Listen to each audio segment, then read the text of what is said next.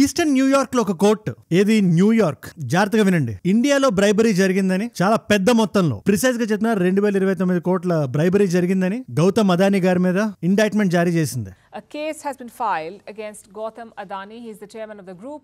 He has been charged with bribery and fraud.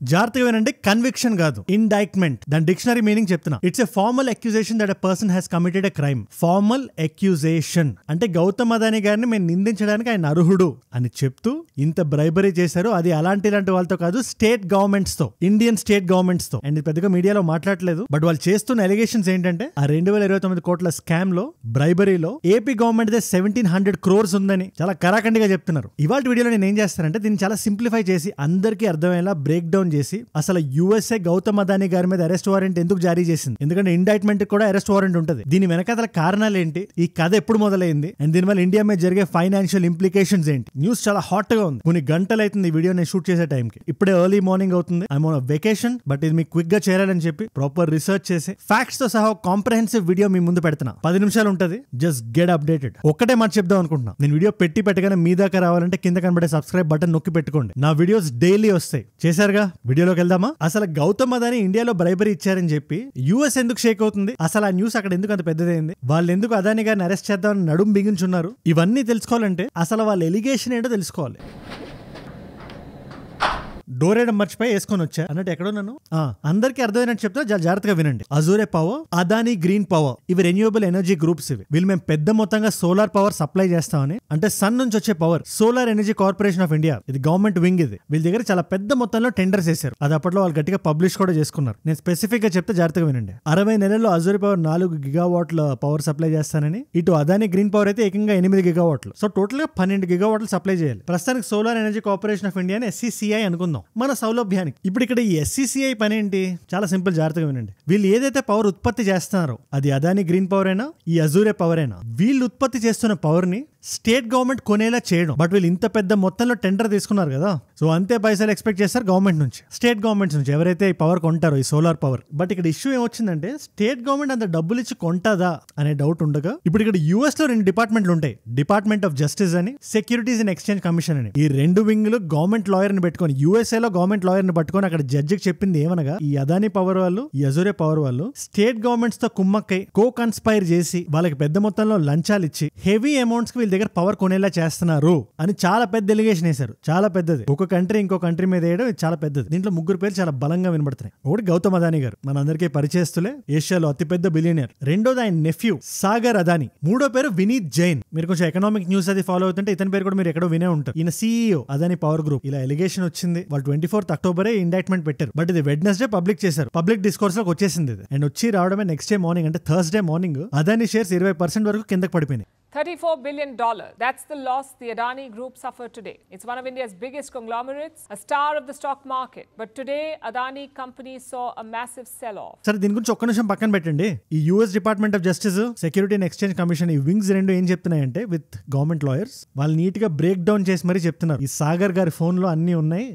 Sagar Adani గారి phone లో ఏ state తో ఎంతెంత డీలింగ్స్ అయితే పెడుతున్నారో, ఇదంతా జరిగింది 2019 లో. టెండర్ తీసుకోవడం ఇదంతా. కాకపోతే వాళ్ళు ఎలిగేషన్ ఇస్తున్నట్టు వీళ్ళు బ్రైబరీ ఇచ్చారు అని వాళ్ళు చెప్తున్నది 2021 ఆగస్ట్. ఇక్కడ ఇప్పుడు మనందరం వినాల్సిన పాయింట్ ఒకటి ఉంది. ఈ 2021 ఆగస్ట్ లో ఏదైతే ఉందో, ఈ అదానీ పవర్ గ్రూప్ వాళ్ళు high ranking government official in Andhra Pradesh ఆయన కలిసి చాలా పెద్ద మొత్తంలో డబ్బు ఎక్స్చేంజ్ అయింది. గట్టిగా మాడితే 1750 కోట్లు అప్రాక్సిమేట్లీ. ఈ 12 గిగావాట్లు ఏవైతే ఉన్నాయో అజూరే పవర్ నుంచి, గౌతమ్ పవర్ గ్రూప్ నుంచి, అందులో 8 గిగావాట్లు ఏపీనే కొంది అని చెప్పి చాలా బలంగా చెప్తున్నారు. ఇవన్నీ నిజాలా కాదా కోర్టులు తేల్చాలి. ఈ న్యూస్ బయటకు రాగానే అదానీ గ్రూప్ నుంచి ఒక స్టేట్మెంట్ కూడా వచ్చింది. ఇన్నోసెంట్ అంటే ప్రూవెన్ గిల్టీ, నిజాలు బయటకు వస్తాయి అండ్ మేము పోరాడడానికి సిద్ధంగా ఉన్నాను వాళ్ళైతే చెప్పారు. బట్ ఇక్కడ ఏమవుతుందో, ఈ కేసు ఎలాంటి మలుపులు తిరుగుతుందో మనందరం వెయిట్ చేసి చూడాలి. సరే, ఏజే అంతా చెప్పావు కానీ వీళ్ళు ఇక్కడ స్టేట్ గవర్నమెంట్ కి బ్రైబుల్ ఇస్తే అక్కడ అమెరికా ఎందుకు గట్టిగా అరుస్తుంది అనే డౌట్ మీ అందరికి వచ్చింది కదా. నేను కూడా ఈ న్యూస్ వినగానే నాకు ఫస్ట్ వచ్చిన డౌట్ అదే. అపారెంట్లీ దీనికి ఆన్సర్ సింపుల్. ఈ అదానీ గ్రూప్ ఏదైతే ఉందో, ఫ్యూ ఇయర్స్ బ్యాక్ యూఎస్ వెళ్ళి అక్కడ పెద్ద మొత్తంలో ఇన్వెస్ట్మెంట్స్ తీసుకుంది ఇన్వెస్టర్స్ దగ్గర నుంచి. Around $20-30 million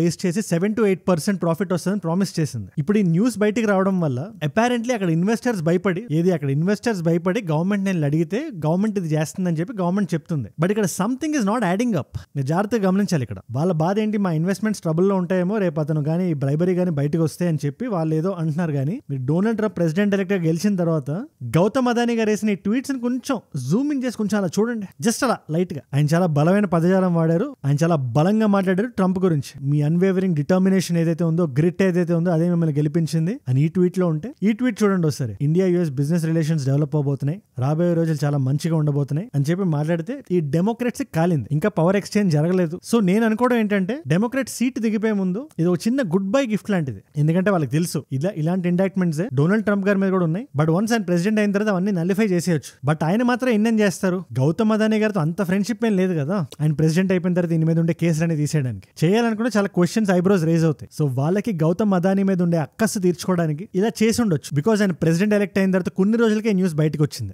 it's a mere possibility subject to correction. నాకు అనిపించింది చెప్పానండి. మీకు ఏదైనా డిఫరెంట్ గా అనిపిస్తే నాకు కింద కామెంట్స్ రాయండి. అది కాకుండా 2021 లో ఉండే ఏపీ గవర్నమెంట్ మీద కూడా ఫింగర్స్ లేస్తున్నాయి. దాని మీద డీప్ డిస్కషన్ అప్పుడే చేయొద్దు, ఎందుకంటే చాలా ప్రీమెచ్యూర్ గా ఉంది. ఇది అసలు జరిగిందో లేదో కూడా ఎవరికి తెలియదు. ఎక్కడో న్యూయార్క్ లో ఉండే ఒక లాయర్ చెప్తున్నాడు ఇదంతా. So nothing is out in the open. So మనం అలా గాల్లో వేలు చూపించి ఎలిగేషన్ చేయకూడదు. బట్ ఇది ఒకటి జరుగుతుందని మీకు తెలియాలి. ఇలాంటి ఎలిగేషన్ ఒకటి వచ్చింది మన ఏపీ గవర్నమెంట్ మీద అని. బట్ ఇది జరగనే రాహుల్ గాంధీ గారు ప్రెస్ మీట్ పెట్టారు. ఇండియా యుఎస్ కి ఎక్స్ట్రాడిషన్ ట్రీటీ అని ఒకటి ఉంది. Mister Adani has broken both American law and Indian law. He's been indicted in the United States, and I'm wondering why Mr. Adani is still running around a free man in this country. అంటే ఎవరైనా ఒక దేశానికి సంబంధించిన criminal ఇంకో దేశంలో పట్టుబడితే వాళ్ళని ఎక్స్ట్రాడైట్ చేయొచ్చు. అంటే ఆ కంట్రీ నుంచి ఈ కంట్రీకి తరలించవచ్చు. ఫర్ ఎగ్జాంపుల్ ఇక్కడ గౌతమ్ అదానీ గారు, ఆయన మీద ఎలిగేషన్ ఉంది, ఆయన మీద ఇండైట్మెంట్ ఉంది. సో యూఎస్ ఎప్పుడైనా ఆయన రప్పించుకోవచ్చు. ఈ ట్రీటీని మైండ్ లో పెట్టుకుని అమెరికాలో కేసేస్తే ఇండియాలో అరెస్ట్ చేసేయమంటున్నారు. So that's a bit weird. నేను గౌతమ్ అదానీ గారు కూడా ప్రోగ్రామ్ మాట్లాడలేదు. హిండెన్బర్గ్ రిపోర్ట్ మనం అందరం చూసాం. ఆ టైంలో అక్కడ జనాలు కూడా అన్నారు దీనికి పెద్ద ఎఫెక్ట్ ఉండదు, స్టాక్స్ ఏం పడిపోవు అది ఇది అని. ఆ టైంలో రిపోర్ట్ లో కూడా క్లీన్ గా చెప్పారు దీని రిజల్ట్ మీకు కనబడడానికి 1 year అవుతుంది. ప్రస్తుతానికి మనం నవంబర్ లో ఉన్నాం 2023.